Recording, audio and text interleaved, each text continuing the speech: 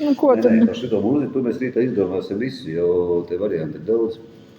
Nē, es domāju, ka tas ir laba sasaiste. Tad, kad viņš parādās, ir noteikta veida, viena veida mūzika, kas var būt tā, viduslaiku.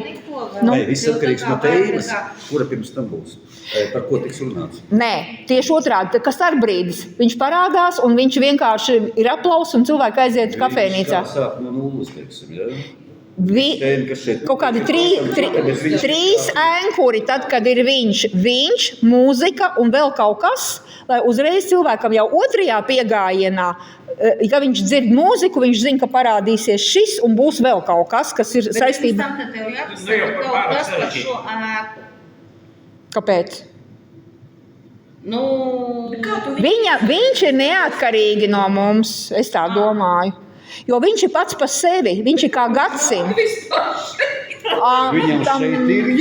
Viņam šeit ir jābūt. Tu vari vienkārši interesi pēc pateikt, man ir pagājušo nakti pavadīju šeit, un man nelikās, ka es esmu viena. Vēl kāds te ir. Bet viņš nav spoks, viņš ir mūks. Viņš ir šīs iestādes atribūts. Kāpēc tu domā, ka mūks nevar būt spoks? Ir balkām un ir mūks? Jo tu šo nakti pavadīji šeit. Nē, es esmu mūks. Un tev tāda baigā aizdoma, ka kaut kas te nav labi. Un tad mūzika skan, un tad viņš ienāk. Un tad iziet ārā vannā, un tad, nē, paldies Dievam, tas bija tikai spoks, un paldies Dievam, tagad ir diena. Tā bija nakts murgi, kaut kas tāds, kaut kā.